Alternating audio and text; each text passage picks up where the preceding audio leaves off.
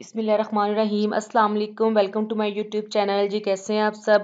उम्मीद करती हूँ आप सब खैरियत से होंगी। तो जी मैं आपके सामने अपनी नेक्स्ट वीडियो लेके आ चुकी हूँ जो कि मेरी फ्रीलांसिंग से रिलेटेड है। जैसे कि आप सबको पता है कि मेरी फ्रीलांसिंग की सीरीज जो मैं आपके साथ लेके चल रही हूँ उसका आज मेरा 6 लेक्चर है। तो इस लेक्चर में मैं आपको 10 टिप्स दूंगी एज अ बिगनर फ्रीलांसर की, जिनको आप यूज़ करके एक सक्सेसफुल फ्रीलांसर बन सकते हैं।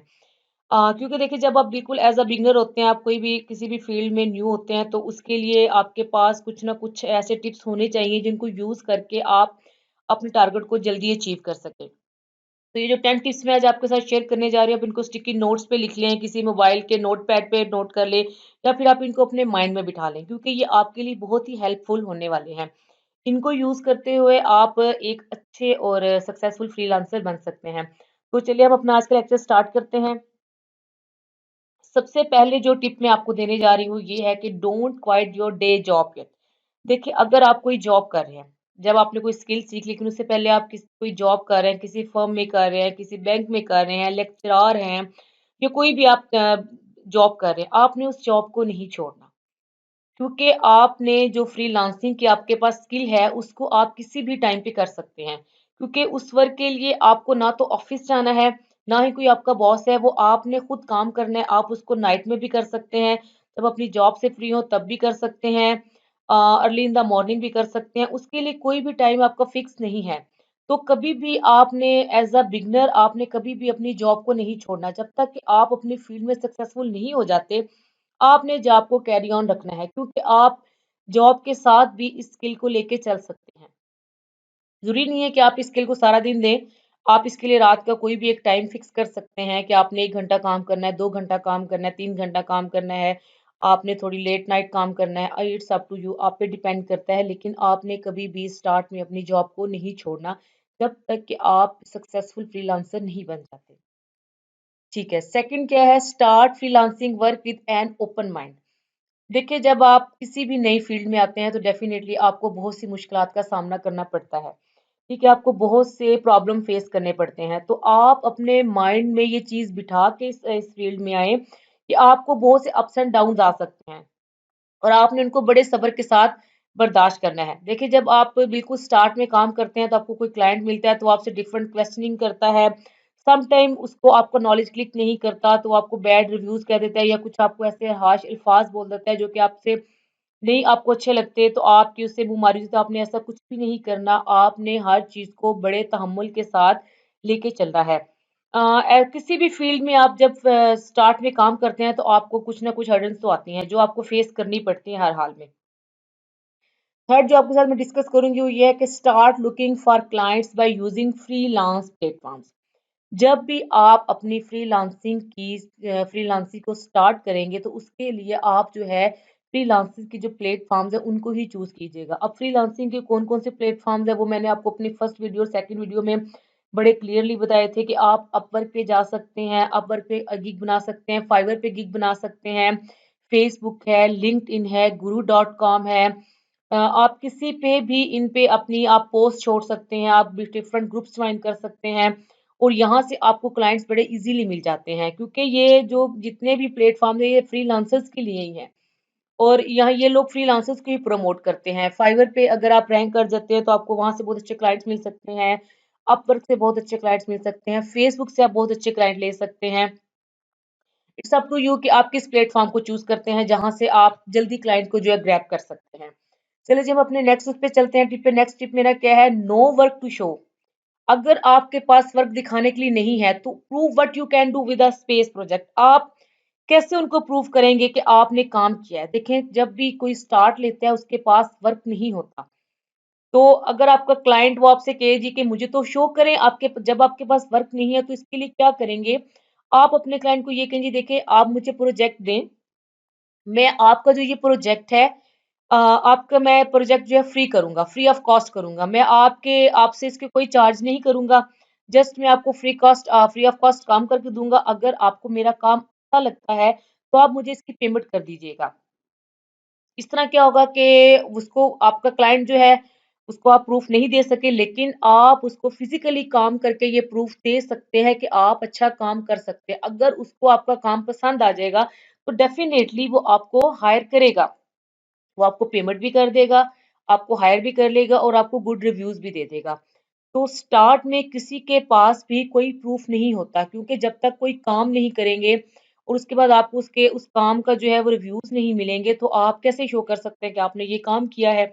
तो शुरू में जो है एज़ अ बिगिनर आपको थोड़ा-सा कंप्रोमाइज़ करना पड़ता है कि आपको फ्री ऑफ कॉस्ट भी काम करके देना पड़ता है क्लाइंट्स को। लेकिन उसका एडवांटेज आपको आगे जाके ये होता है कि जो आप काम करते हैं, जो प्रोजेक्ट आप करते हैं, आपके पास प्रूफ़ आ जाता है, आप अपने नेक्स्ट क्लाइंट को दिखा सकते हैं कि मैंने ये काम किया, इस क्लाइंट के साथ काम किया और देखिए ये इसने मुझे रिव्यूज़ दिए, इतनी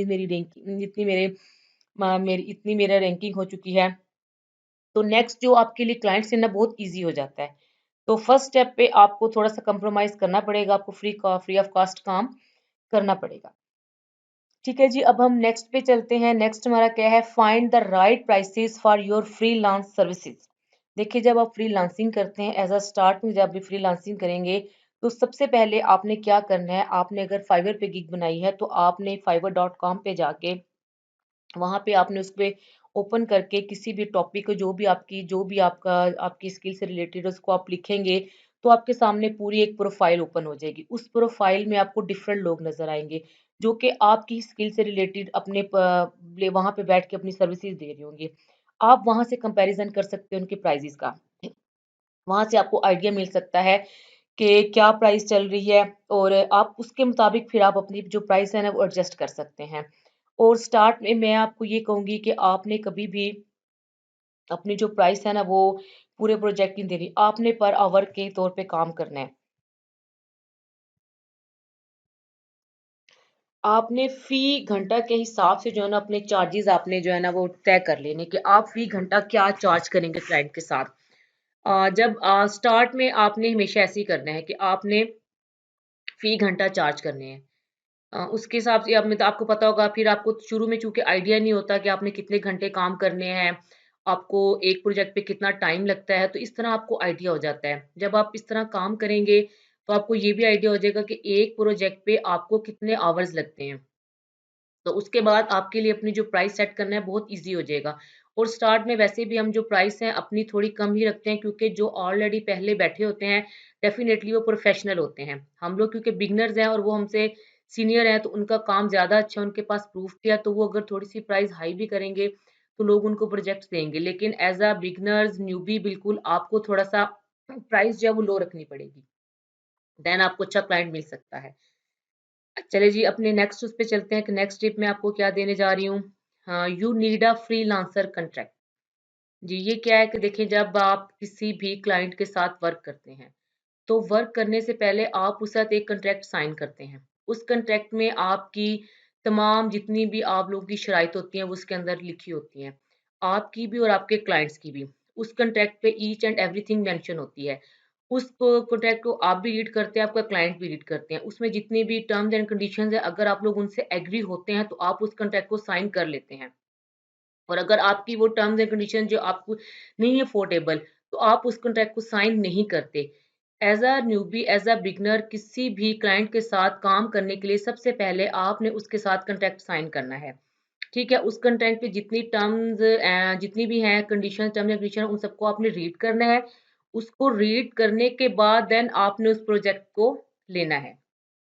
कभी भी किसी भी क्लाइंट के साथ आपने बगैर कॉन्ट्रैक्ट के काम नहीं करना। जब तक आपने टर्म्स एंड कंडीशंस को रीड नहीं करना, आपने कभी भी उसपे साइन नहीं करने। आपने हर चीज़ को देख के, सोच के, समझ के देन आपने क्लाइंट के साथ कॉन्ट्रैक्ट साइन करना है और फिर आप उसके साथ काम करना है। क्योंकि देखिए अगर आप उसके साथ कॉन्ट्रैक्ट साइन नहीं करेंगे, तो वो आप सब तो डेफ़िनिटली कल को कोई भी आपके पास प्रूफ़ नहीं होगा कि आपने इसका काम किया है। आप उससे कनेक्ट साइन करेंगे, जो भी आपकी पेमेंट उससे डन हुई है उस वो भी आपके पास एक प्रूफ होता है, क्योंकि जब आप फाइवर पे गिग बना के काम करते हैं, तो वहाँ पे अगर आपको वो पे नहीं करेगा, तो वो आप उसके लिए बैड रिव्यूज़ छोड़ सकते हैं, या आप उसका काम नहीं करके देंगे और आप उससे पे ले लेंगे, तो वो भी आपके लिए बैड रिव्यूज़ छोड़ सकता है। तो वहाँ पे जो है ना, ये कह लें कि 2 नंबरी थोड़ी कम हो जाती है। तो कॉन्ट्रैक्ट साइन करने का आपको ये बेनिफिट है कि आपको आपकी जो पेमेंट है, वो भी नहीं मरती, और अगर क्लाइंट को वो उसको भी सैटिस्फैक्शन होती है कि अगर मैंने इस बंदे को ये काम दिया है, तो मेरा काम पूरा करेगा, क्योंकि अगर वो नहीं करेगा डेफ़िनिटली उसके लिए खुद वो काम खराब हो जाएगा। ठीक है, हम नेक्स्ट पे चलते हैं, automate and outsource with the right tools. जब भी आप स्टार्ट में काम करते हैं, आपको नहीं पता होता कि आपके पास कितना, आपको एक प्रोजेक्ट पे कितना टाइम लगेगा, आप उसको कितने टाइम में कर सकते हैं या नहीं कर सकते। तो सबसे पहले तो ये है कि अगर आप चाहते हैं कि आप ज़्यादा प्रोजेक्ट पे काम करें, कि आप ज़्यादा प्रोजेक्ट लेना चाहते हैं और लेकिन आपके पास टाइम कम है, या आपकी इतनी एक्सपर्टीज़ नहीं है कि आप तेज़ी से काम कर सकें, लेकिन आप चाहते हैं कि आप इनकम भी मंथली ज़्यादा जनरेट करें, तो इसके लिए क्या है कि आपको आउटसोर्स चूज़ करने पड़ते हैं। आउटसोर्स क्या है कि आप एक टीम में काम करें। जैसे आपके साथ कोई आपका क्लास फेलो है, या कोई आपके साथ आपका फ्रेंड है जो आपकी जिस फील्ड में आप, जैसे अमेज़न है, अगर आपको अमेज़न की स्किल बहुत अच्छी आती है और आपके फ्रेंड को भी आती है, तो आप क्या करते हैं कि आप प्रोजेक्ट्स लेते रहते हैं। फिर आप क्या करते हैं, उस प्रोजेक्ट्स को आप शेयर कर लेते हैं अपने फ्रेंड्स के साथ। आप उसपे 50-50% के मतलब आपसे कहते हैं 50% आपका 50% मेरा, आप उससे पार्टनरशिप कर लेते हैं। तो इससे क्या होता है कि आपको बगैर मेहनत किए, क्योंकि देखिए आपने जिसको प्रोजेक्ट दिया तो प्रोजेक्ट पे काम तो वो करेगा। तो इससे क्या होगा कि आपका काम भी हाफ हो जाएगा और आपकी इनकम भी डबल हो जाएगी। इसके अलावा क्या होता है, कुछ टूल्स होते हैं, जैसे अमेज़न पे काम करने के लिए हम लोग डिफरेंट टूल्स यूज़ करते हैं। उन टूल्स से क्या होता है कि उन टूल्स की वज़ह से हमारे बहुत सा टाइम जो है ना वो बच जाता है। जो काम हमने घंटों में करना है वो हम लोग मिनटों में कर लेते हैं। तो मीन्स कि अगर एक काम हमारा 1 ऑवर लगता है, तो टूल्स की मदद से हम उसको आधे घंटे में भी कर सकते हैं। तो इन टूल से भी हम लोग अपने टाइम को बचा सकते हैं। तो हमेशा एज़ अ बिगिनर और अपनी इनकम को जनरेट करने के लिए मैं आपको सजेस्ट करूँगी कि आप आउटसोर्सिंग भी यूज़ करें और डिफरेंट टूल्स को भी यूज़ करें जो कि आपकी स्किल से रिलेटेड हों। उन टूल्स को आप रिसर्च करें, उन टूल्स को यूज़ करें। ठीक है जी, नेक्स्ट है join an online freelancer community. आप ऐसी कम्युनिटीज़ को जॉइन करें जो आपकी स्किल से रिलेटेड, मीन्स कि अगर आप अमेज़न के मेंटोर हैं, तो आप ग्रुप्स जॉइन करें अमेज़न के, ठीक है? अगर आप फेसबुक पे हैं, तो फेसबुक पे डिफरेंट ग्रुप्स जॉइन कर लें। आपका जो सोशल सर्कल है, वो भी अमेज़न से रिलेटेड होना चाहिए। जो आप कोई पोस्ट छोड़ते हैं, वो भी आपकी स्किल से रिलेटेड होनी चाहिए। इसके अलावा जो आपकी बायो है, अगर आपकी फेसबुक की बायो है या लिंक्डइन की है, तो उसमें आपने सारा अपना एज़ अ फ्रीलांसर उस स्किल को आपने बताना है। उस स्किल को आपने बताना है कि आपके पास स्किल्स हैं, क्या आपकी एक्सपर्टीज़ हैं।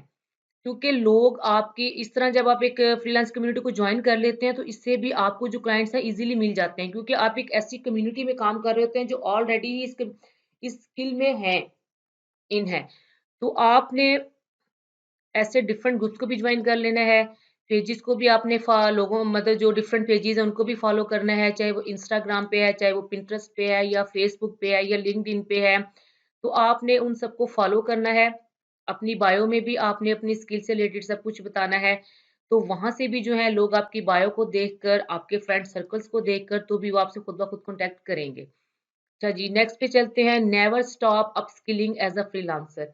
एज़ अ फ्रीलांसर आपने अपनी अपस्किलिंग को कभी भी ब्रेक डाउन नहीं करना, कभी भी उसको आपने स्टॉप नहीं करना। हाँ, क्योंकि आजकल जैसे आपको पता है कि न्यू टेक्निक्स आ रही हैं, ठीक है? बिल्कुल जदीद दौर है। हर साल कुछ ना कुछ न्यू होता है, हर साल डिफरेंट चीज़ें आती हैं। इसी तरह स्किल्स पे भी ये है कि जैसे अगर हम अमेज़न के ले लें, तो अमेज़न की हर साल, बल्कि क्या हर मंथ, उनकी डिफरेंट पॉलिसीज़ चेंज होती रहती हैं। तो उन पॉलिसीज़ के मुताबिक हमें जो है अपनी स्किल्स को अप करना पड़ता है। हम ये नहीं कह सकते हमने ये स्किल सीख लिया तो आने वाले वक़्त के लिए स्किल हमारे लिए वैसी ही रहेगी। नो, उसमें बहुत कुछ न्यू आ सकता है। तो हमें उस न्यू चीज़ को भी सीखना पड़ता है। तो कभी भी आपने अपनी अपस्किलिंग को स्टॉप नहीं करना। आपने स्किल्स को सीख कुछ ना कुछ नया आता है और आपने उसको उस जो भी न्यू आ रहा है उसको आपने सीखना है। तो क्योंकि जब तक हम अपनी स्किल्स को हर जैसे हम लोग हर साल कुछ ना कुछ न्यू होता है, इसी तरह हमें अपनी स्किल्स को वक़्त के साथ-साथ पॉलिश करना पड़ता है। ठीक है? न्यू चीज़ों को आप लोगों को देखना पड़ता है, न्यू चीज़ों को आपको फाइंड करना पड़ता है। चलिए जी, हम अपने नेक्स्ट पे चलते हैं। उसके बाद जो हमारा जी सबसे लास्ट जो हमारी टिप है वो ये है कि protect your health as a freelancer, physical and mental. अब ये नहीं कि आप फ्रीलांसर हैं तो आप अपनी हेल्थ को बिल्कुल छोड़ दें। ना आप अपने मेंटल लैब मतलब ये फिजिकली ये है कि आप उल्टे सीधे बैठ के काम कर रहे हैं, कोई आपको बैकबोन का प्रॉब्लम बन जाए तो आप अपनी हेल्थ को देख ही नहीं रहे, आप थक गए हैं, लेकिन आपको नींद आ रही है, लेकिन फिर भी आप पागलों की तरह काम किए जा रहे हैं। डेफिनेटली जब आप ऐसे करेंगे तो आप मेंटली भी डिस्टर्ब हो जाएंगे। ठीक है, तो आपने ऐसा बिल्कुल अपने इस चीज़ को अपने सर पे सवार नहीं कर लेना कि आप दिन-रात पागलों की तरह इस चीज़ के पीछे चढ़ जाएँ। आपने इसके लिए एक टाइम बनाना है, ठीक है? उसके लिए आपने एक बहुत अच्छी-सी जगह बनानी है, जहाँ पे आप कंफर्टेबल होके काम कर सकें। आप 2 घंटे काम करते हैं, 3 घंटे काम करते हैं, तो आप एक ईज़ी माहौल में, ईज़ी वे में बैठ के काम कर सकें। ठीक है? उसके अलावा ये कि आप मेंटली भी रिलैक्स हों।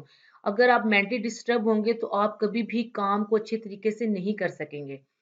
तो ये आज के थे मेरे 10 टिप्स जो कि मैंने आपके साथ डिस्कस किए हैं। मुझे उम्मीद है कि ये आप लोगों के लिए बहुत हेल्पफुल होंगे। मेरी वीडियो देखने के लिए थैंक यू सो मच। इंशाल्लाह ताला नेक्स्ट वीडियो मिलते हैं। तब तक के लिए अल्लाह हाफ़िज़। दुआओं में याद रखिएगा। Take care.